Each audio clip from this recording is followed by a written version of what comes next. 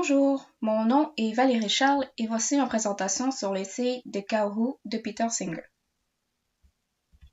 En résumé, dans la langue anglaise, qui catégorise les animaux comme des choses plutôt que des personnes, adopter le pronom personnel permet aux animaux d'avoir une certaine reconnaissance, et ce selon Peter Singer. Singer commence son essai de Cow en mentionnant qu'un bœuf s'était échappé d'un abattoir dans le quartier new-yorkais de Queens et avait été capturé dans un sanctuaire où il vivra le restant de sa vie. Selon Singer, l'aspect le plus intéressant, le plus important de l'histoire était la langue que les médias utilisaient pour désigner l'animal. Le New York Times avait un titre qui disait « The cow who escaped New York slaughterhouse finds sanctuary ». Donc en français, une vache qui s'est échappée dans l'abattoir de New York trouve un sanctuaire.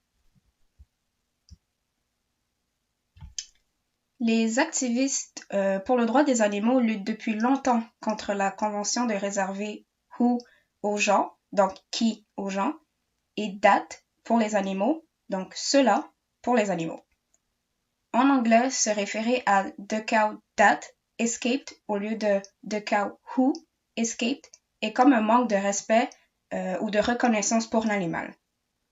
Singer avait demandé à Philip Corbett, qui est le rédacteur des normes de New York Times, à savoir si l'utilisation de cow who reflétait un changement de politique.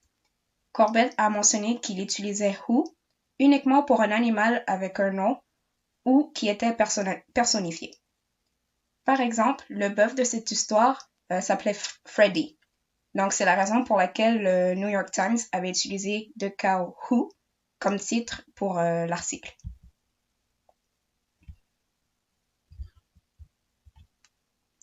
De nombreux mouvements sociaux reconnaissent que l'utilisation des pronoms est importante car elle reflète et renforce les injustices qu'il faut adresser. Dans la langue anglaise, les animaux sont des biens ou objets, tout comme des tables et les chaises. Singer mentionne que oui, les animaux peuvent être protégés par la législation sur le bien-être des animaux, mais ils sont tout de même considérés comme des objets.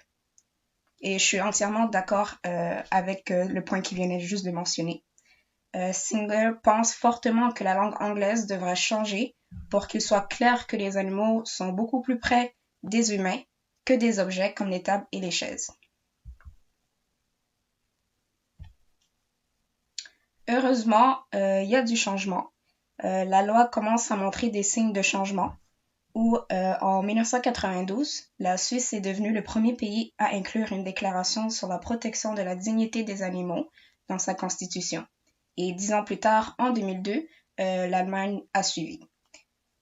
En 2009, l'Union européenne a modifié son traité fondamental pour inclure une déclaration que les animaux sont des êtres avec des sentiments, donc doivent être traités et reconnus comme des humains. Et je suis entièrement d'accord avec ça. Merci pour votre écoute et à la prochaine.